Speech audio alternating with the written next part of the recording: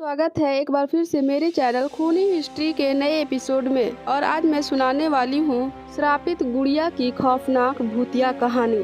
तो बने रहिए मेरी कहानियों के साथ। अगर चैनल पर नए हैं तो चैनल को सब्सक्राइब कर लीजिएगा। तो चलिए कहानी शुरू करते हैं। गांव में एक पुराना हवेली नुमा घर था जिसे लोग मौत का घर कहते थे। इस घर के बारे में कहा जाता था कि वहाँ एक श्रापित गुड़िया है।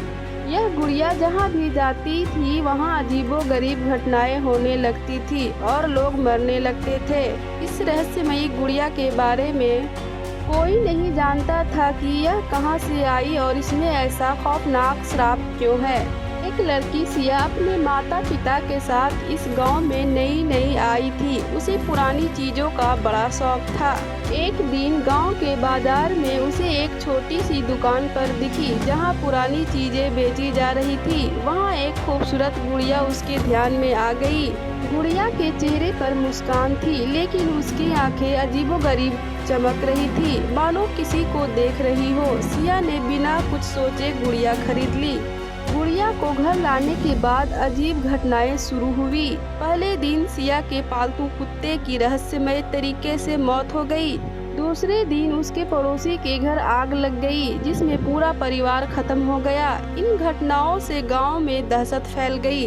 सिया को धीरे धीरे महसूस हुआ कि गुड़िया के पास अजीब ताकतें हैं।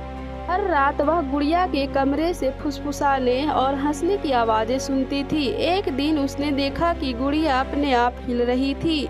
वह डर से थर थर कांप उठी। गांव के एक बुजुर्ग ने बताया कि यह गुड़िया एक छोटी सी बच्ची की थी जो वर्षों पहले इस गांव में रहती थी। किसी तांत्रिक ने उस बच्ची को मारकर उसकी आत्मा को इस गुड़िया में कैद कर दिया था। तब से यह गुड़िया मौत का श्राप लेकर घूम रही थी। डर और गुस्से के बीच सिया ने गुड़िया को जलाने का फैसला किया। उसने उसे आग के हवाले कर दिया लेकिन गुड़िया से निकली चीखें गांव भर में गूंज गई। गुड़िया पूरी तरह नष्ट नहीं हुई और उसकी अधजली आंखें सिया को घूरने लगी। उस रात सिया और उसका पूरा परिवार घर में मृत पाए गए। गुड़िया अब भी किसी और घर की ओर बढ़ रही थी अपनी अगली शिकार की तलाश में। दोस्तों इस कहानी को यहीं पर खत्म करते हैं। कहानी अच्छी लगी हो तो लाइक और सब्सक्राइब करें। मेरे चैनल में इसी तरह की और भी दिलचस्प कहानियां हैं, उन्हें भी जरूर सुनें। मेरी कहानी को यहाँ तक सुनने के लिए आपका धन्यवाद।